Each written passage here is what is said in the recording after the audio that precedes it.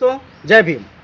मैं आज हमारे भारतीय संविधान के जनक महामानव डॉक्टर भीमराव अम्बेडकर जी के सामाजिक चिंतन की सर्वोच्चता को चंद सेकंड में आपके समक्ष रख रहा हूं। कृपया पूरा देखने और सुनने के बाद लाइक करें, सब्सक्राइब करें, शेयर तो ज़रूर करें। एक बार इंग्लैंड के प्रतिष्ठित समाचार पत्र गार्डियन और अमेरिका के प्रतिष्ठित समाचार पत्र न्यूयॉर्क टाइम्स के प्रतिनिधिगण भारतीय नेताओं के इंटरव्यू लेने आए। प्रतिनिधिमंडल पहले गांधी जी से मिले। गांधी जी ने उन्हें इंटरव्यू के लिए रात 9 बजे का समय दिया था।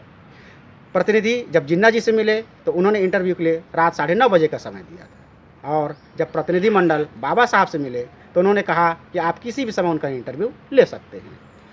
प्रतिनिधिमंडल निर्धारित समय पर रात्रि 9 बजे गांधी जी के पास पहुंचे तो उन्होंने बताया कि गांधी जी अभी सो रहे हैं, आप दिन में आएँ। फिर प्रतिनिधिमंडल जिन्ना साहब के घर गए तो वे भी सोए हुए थे। अंत में प्रतिनिधिमंडल लगभग 12 बजे रात को बाबा साहब के पास पहुंचे तो वे देखकर आश्चर्यचकित रह गए। प्रतिनिधिमंडल ने देखा कि बाबा साहब अपने अध्ययन कक्ष में पूर्ण वेशभूषा में अध्ययन करते हुए उनकी प्रतीक्षा कर रहे थे। प्रतिनिधिमंडल ने आते ही कहा, आश्चर्य है, देश के 2 महान नेता माननीय गांधी और माननीय जिन्ना जी हमको सोए हुए मिले।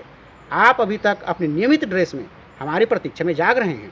बाबा साहब ने बड़े ही गंभीरता से जवाब दिया।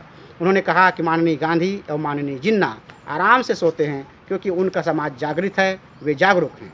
मैं जाग रहा हूँ क्योंकि मेरा समाज सोया हुआ है, अनभिज्ञ है, वह उनकी भांति जागरूक नहीं है। प्रतिनिधिमंडल बाबा साहब के उत्तर को सुनकर अवाक रह गए।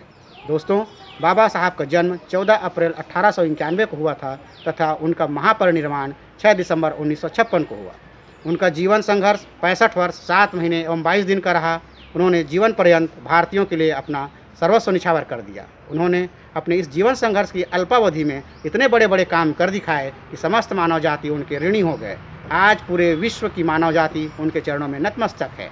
यदि हम अपने आप को शिक्षित कहते हैं तो हमें भी उनके किसी एक संदेश को आत्मसात कर शिक्षित होने का प्रमाण देते हुए अपना जीवन सफल बनाने में आगे बढ़ना चाहिए, मिशन को आगे बढ़ाना चाहिए। जय भीम।